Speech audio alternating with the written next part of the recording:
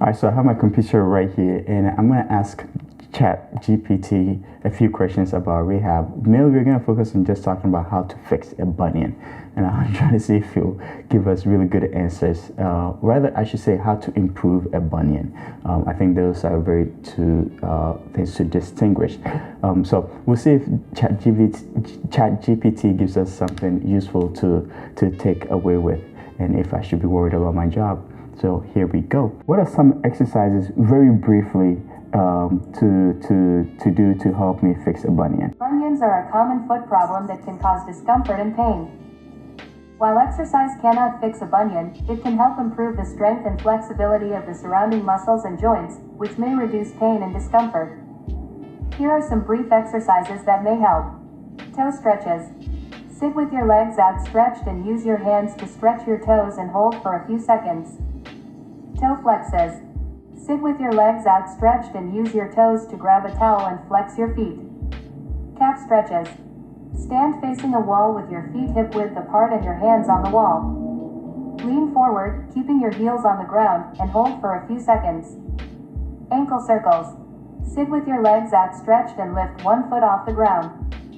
Rotate your ankle in a circular motion, then switch feet.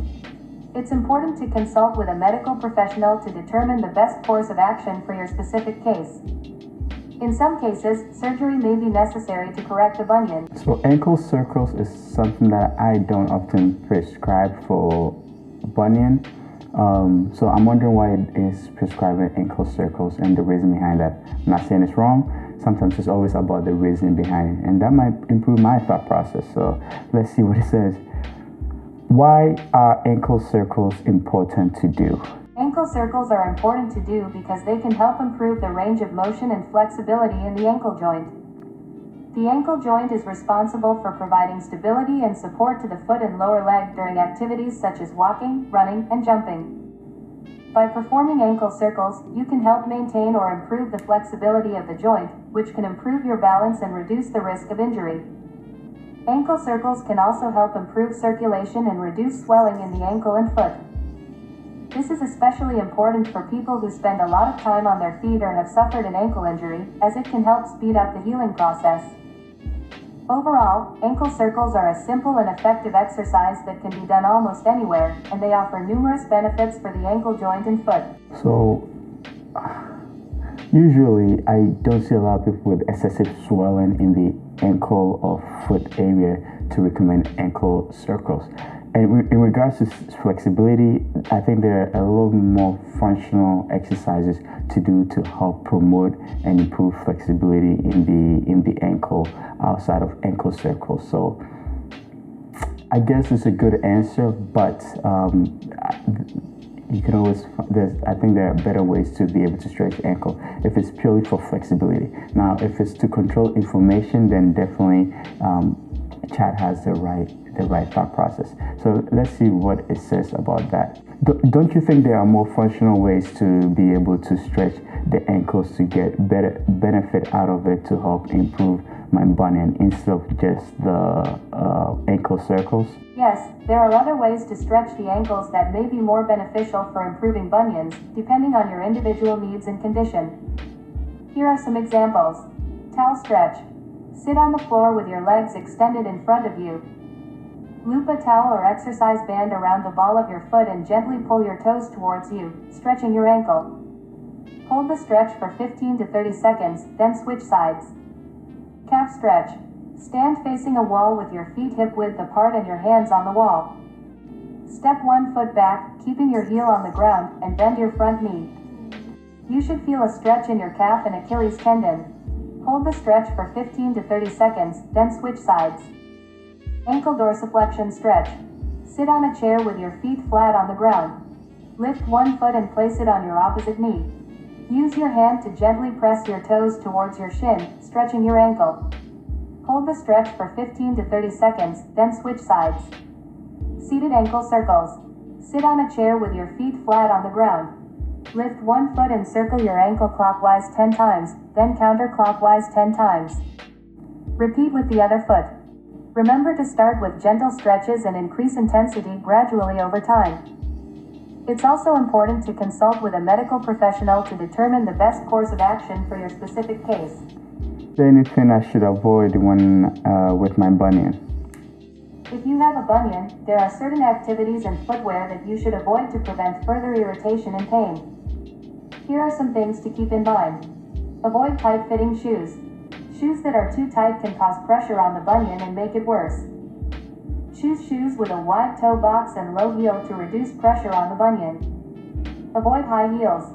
High heels can put extra pressure on the ball of the foot and the toes, which can exacerbate a bunion. If you must wear heels, choose lower heels and limit the amount of time you spend in them. Avoid activities that put extra pressure on the feet. Activities such as running or jumping can put extra pressure on the feet and worsen a bunion. Consider low-impact exercises such as swimming or cycling instead. Avoid standing or sitting for long periods of time. Prolonged periods of standing or sitting can put pressure on the feet and worsen a bunion. Take frequent breaks and change positions often. It's also important to consult with a medical professional to determine the best course of action for your specific case. In some cases, surgery may be necessary to correct the bunion. Would I be able to run if I ran in shoes with a wider toe box? If you have a bunion and want to continue running, it's important to choose shoes with a wide toe box to reduce pressure on the bunion. Running shoes with a wider toe box are designed to provide more room for the toes to move and can help alleviate pressure on the bunion. However, it's important to start slowly and gradually increase your running distance and intensity to allow your feet time to adjust. It's also important to listen to your body and stop running if you experience pain or discomfort. If your bunion is causing significant pain or affecting your ability to run, it's important to consult with a medical professional to determine the best course of action. In some cases, surgery may be necessary to correct the bunion. In some cases, I find it a bit interesting how often it says that in some cases surgery will be necessary to fix a bunion. And if it makes it seem like it is the norm for a fix, but surgeries are not always successful. Surgeries for bunions are not always successful. So it is very important to try conservative care first extensively before you even think about the idea of surgery. And honestly, anyways, we can go down that rabbit hole forever there. But just a word of caution. Do you have any other exercises that I should do at all? Yes, here are a few more exercises that may be helpful for people with bunions. Big toe stretch. Sit on the floor with your legs extended in front of you. Cross one ankle over the opposite knee and grasp your big toe with your hand. Gently pull your toe towards your ankle, stretching the inside of your foot. Hold for 15 to 30 seconds, then switch sides. Toe raises. Sit on a chair with your feet flat on the ground. Lift your toes up towards the ceiling while keeping your heels on the ground. Hold for a few seconds, then release. Repeat for 10 to 15 repetitions. Arch lifts. Stand with your feet hip-width apart and your toes pointed straight ahead. Lift your arches and the balls of your feet off the ground, then lower back down. Repeat for 10 to 15 repetitions. Marble pickup. Sit on a chair with a marble on the ground in front of you. Use your toes to pick up the marble and move it to a container next to you. Repeat for 10 to 15 repetitions. Remember to start with gentle exercises and gradually increase intensity over time. It's important to consult with a medical professional to determine the best course of action for your specific case. In some cases, physical therapy or surgery may be necessary to correct a bunion. Okay, so it's giving me a lot of stretches to do and certain exercises to do.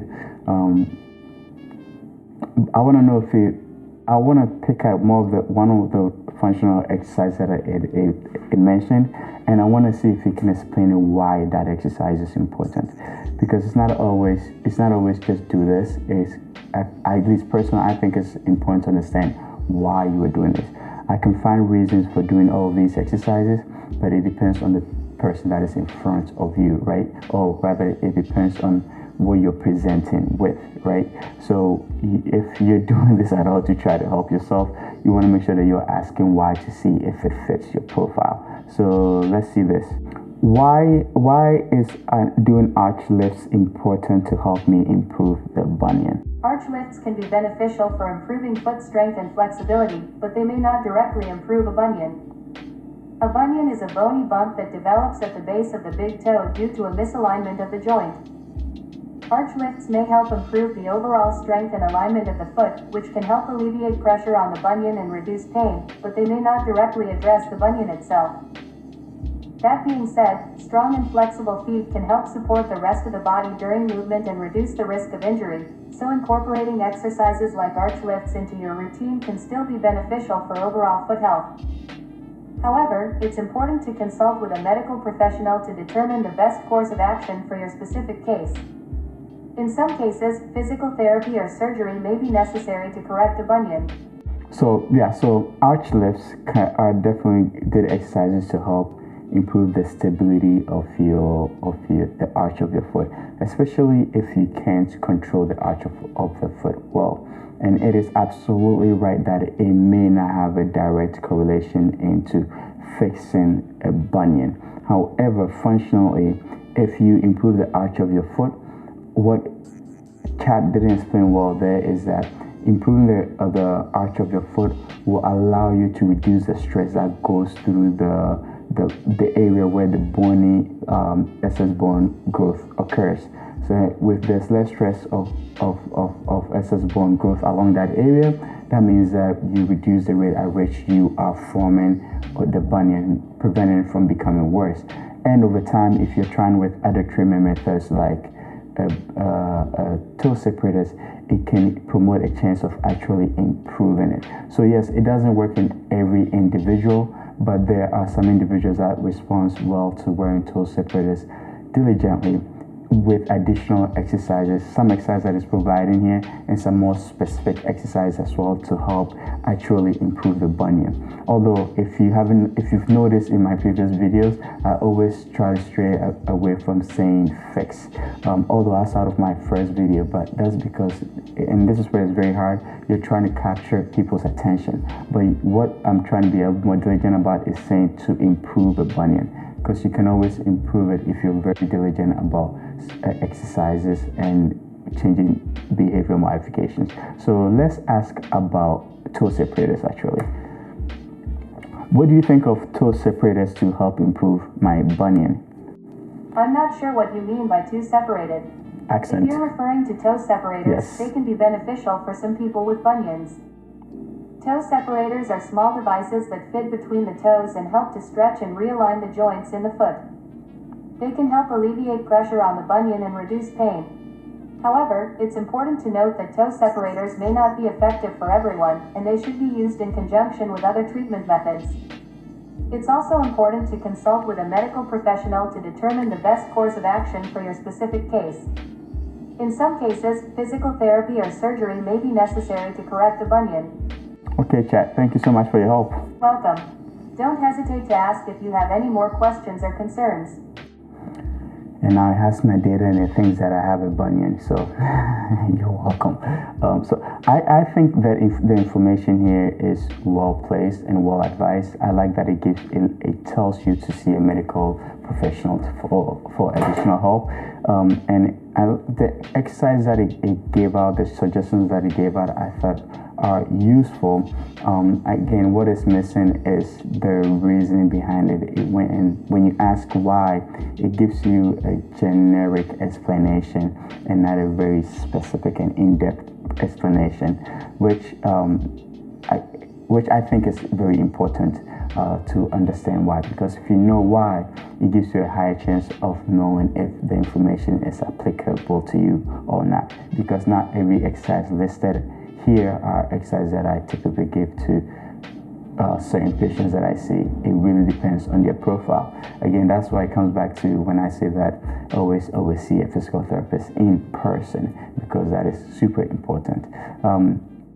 Useful information. I am not quite scared for my job quite yet, but overall I find it impressive in terms of his ability to collect information this fast and then spew it right back at me. So, all right. Hope you enjoyed this. I found it fascinating. Bye bye.